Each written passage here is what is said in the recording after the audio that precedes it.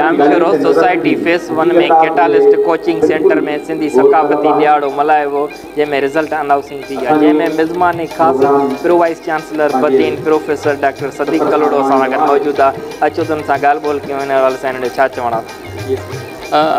जीअं त जेके इदारा आहिनि जेके रेगुलर ॿारनि खे तइलीम ॾियनि था, प्राइवेट हुजनि या सरकारी, उन सां गॾोगॾु जेको माइट आहिनि उहे पंहिंजे ॿारनि ते इन्वेस्ट कनि था, जेको कोचिंग सेंटर हुजनि या ट्यूशन सेंटर हुजनि उन्हनि ते बि, त जीअं ॿारनि जी तरबियत में अञा बि इज़ाफ़ो थिए। जीअं त हीउ जेको कल्चर आहे असांजो, कल्चर वारो टोपी अजरक पटके इन जे लाइ वॾो इज़त ऐं एतिराम असांजे शान ईमान जी निशानी आहे, पर साॻे वक़्तु इहे असां खां इहा बि तक़ाज़ा था कनि त असीं पंहिंजा रवैयनि में बि उन शान ईमान जो जी पासदारी रखूं, ऐं इहो सभु कुझु तॾहिं थींदो जॾहिं असीं तइलीम में अॻु भरा थींदासूं, ऐं तइलीम सां ई असांखे इन जी सुञाणप थींदी, ऐं साॻे वक़्तु पंहिंजी जेको असांजो कल्चर आहे उनखे अञा वधीक रिच करण जे लाइ उनखे रिनोवेट कंदासूं, उनखे वधीक उन में एडिशन कंदासूं, त जीअं असांजा जेके ॿिया जेके आहिनि पंहिंजो जेके समाज में जेके मामला थियनि था उनखे बि असीं सुठे नमूने सां हलाए सघूं। जीअं असांखे जॾहिं को कोट भरे त असां जॾहिं टोपी ऐं अजरक खे सम्झंदे जेके टोपी अजरक वारा आहिनि इन्हनि में उहा ख़ूबी आहे, ऐं इहो साॻियो जेको मैसेज आहे असांजे पूरे मुल्क पाकिस्तान में इहो ई हिक ॿिए सां इहो हुजे त जीअं असीं मिसाल ई सम्झा वञूं त हिन मुल्क में केतिरी मोहबत आहे, केतिरी टॉलरेंस आहे, केतिरो हिक ॿिए जो क़दुरु आहे, केतिरो हिक ॿिए जो लिहाज़ आहे, त इन सिलसिले में जेको तमामु सुठी हिकिड़ी एक्टिविटी आहे जेका हिन सेंटर वारनि खे सेंटर वारनि जा जेके स्टूडेंट आहिनि उन्हनि खे तव्हां एजुकेशन हिसाब सां कहिड़ो मैसेज ॾियणु था चाहियो? उहो मुक़ाबले जो दौरु आहे,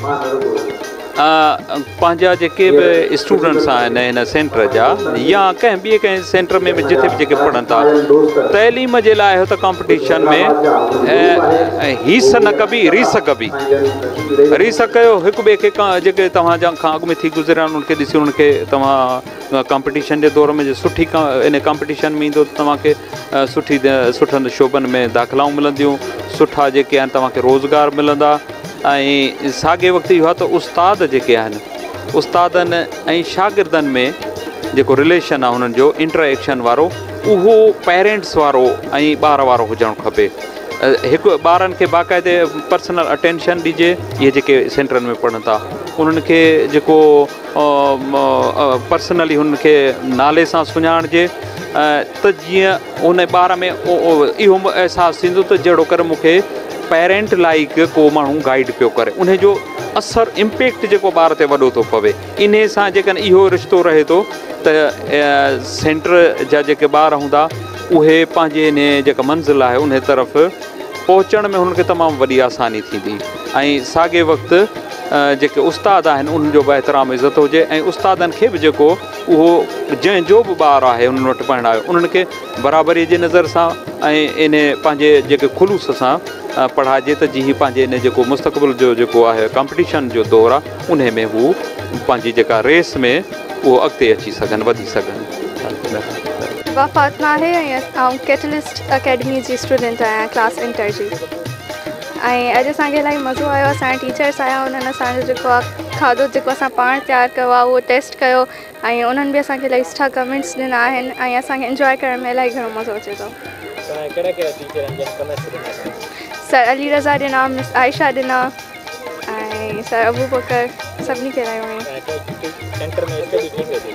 असांजे सेंटर में स्टडी इलाही सुठी पई हले, फुल कोर्स ते बि ध्यानु आहे, प्लस एंट्री जी बि तयारी थींदी आहे, ऐं हर लिहाज़ सां बहितरीनु आहे। फेज़ 2 में, फेज़ 1 में। अस्सलाम वालेकुम, मारो नालो मोहम्मद महमूद सुमरो आहे ऐं मां कैटलिस्ट अकेडमी जो शागिर्दु आहियां, ऐं हे असांजो इवेंट कयो वियो आहे। जीअं तव्हां सभिनी खे ख़बर आहे त हे सकाफ़ती ॾियारे जा ॾींहं था हलनि, उन जे हवाले सां असांजे सेंटर इहो इवेंट ऑर्गेनाइज़ कयो आहे, तमामु ई बहितरीनु ऑर्गेनाइज़ कयो आहे। उन में अलॻि अलॻि सेशन रखिया विया आहिनि, जीअं मानी ठाहिण जो सेशन रखियो वियो आहे, सिंधी सकाफ़ती क्विज़ जो सेक्शन रखियो वियो आहे। हिन में असां हिते तव्हां ॾिसो था त सिंधी रिप्रेज़ेंटेशन करण लाइ सिंध जूं मानियूं भाॼियूं जेकी बि शइ असां ठाहे सघूं था पाण मां उहे ठाहियूं, ऐं इहे सिंधी बोड़ आहे ऐं उन सां गॾु दही आहे, ऐं इहे सभु सिंधी थांवा आहिनि जंहिंमें आम करे माण्हू ॿारहाड़ी साइड खाईंदा आहिनि। जी जी बहितरीनु, मां पाण ई ठाही आहे। हिन में असां बोर्ड ठाहियो आहे मुर्गी जो बोर्ड, जेको असां कोन में मिक्स करे ठाहियो आहे, जंहिं माना हिकु नई रेसिपी सुठी ठहे। जी अस्सलाम वालेकुम, मुंहिंजो नालो अक्सा गोपांग आहे ऐं मां कैटलिस्ट सेंटर में पढ़ां थी। जीअं त तव्हांखे ख़बर आहे त अॼु असां जेको आहे सो ही सकाफ़ती जेको मेले में असां पंहिंजो जेको आहे सो सिंधी कल्चर मल्हाइण आया आहियूं ऐं मूंखे जेको रोल मिलियो आहे त हीअ आहे पालक, सिंधी पालक, ऐं उन में मां मच्छी बैट कई आहे ऐं जेको आहे सो उन चांवरनि जी मानी में। मां कैटलिस्ट कोचिंग सेंटर में पढ़ंदी आहियां ऐं अॼु जेको मुंहिंजो आहे साग ऐं चांवरनि जी मानी, जेके मां पाण ठाही आहे पंहिंजी महिनत सां। जी हाँ, मिस आयशा बि इलाही सुठा कमेंट्स न ऐं सर अली रज़ा चयो तमामु ॾाढो सुठो। असां वटि 4 टीचर्स आहिनि। मुंहिंजो नालो अंजीला आहे ऐं मां कैटलिस्ट जी स्टूडेंट आहियां ऐं अॼु जीअं त तव्हां ॾिसो था असांजो कल्चरल डे जी सेलिब्रेशन आहे। असां सभु डिशिस ठाहिया आहियूं ऐं असांजे टीचर्स टेस्ट करे इलाही असांखे पॉज़िटिव कमेंट्स ॾिनियूं ऐं असांखे इलाही ख़ुशी थी आहे त असां एॾी महिनत करे आयासीं ऐं असांखे हुनजो पॉज़िटिव रिस्पॉन्स मिलियो। कोचिंग सेंटर ते पढ़ंदा आहियूं कैटलिस्ट ते, ऐं असां जेको आहे बुसरी ठाहिया आहियूं ऐं जंहिंमें अम्मा जी मदद खपी असांखे ऐं अम्मा सां गॾु करे असां जेको आहे ठाहिया। मखण आहे बसि, ॿियो कुझु कोन्हे। जी हाँ, जी हाँ बिल्कुलु टेस्ट कई अथनि। अनिल आरिंदा आहे, मां कैटलिस्ट में पढ़ंदी आहियां। जीअं त असांखे रोल मिलियो आहे सिंधी साग, उन सां गॾु चांवरनि जी मानी। जीअं असां सिंधी सकाफ़ती मेलो आहे, उन में असां सिंधी साग खणी आया आहियूं ऐं उन सां गॾु चांवरनि जी मानी। जी हा जी ज़बरदस्त।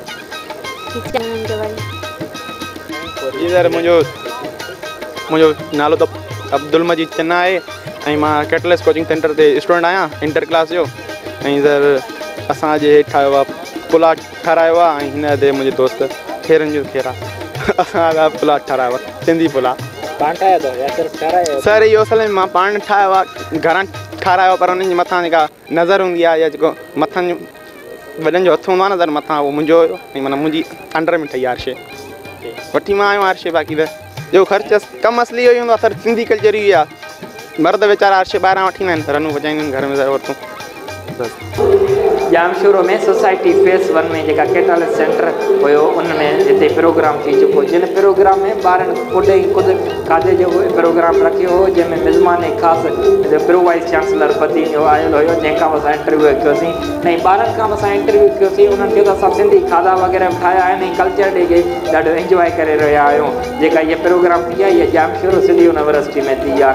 कैमरामैन महबूब अली जमाली सां गॾु रिपोर्टर मज़र अली जमाली, सोच टीवी हैदराबाद। मां सिंधू अची सजाई दोस्तों जो अमड़ खीर मलाई।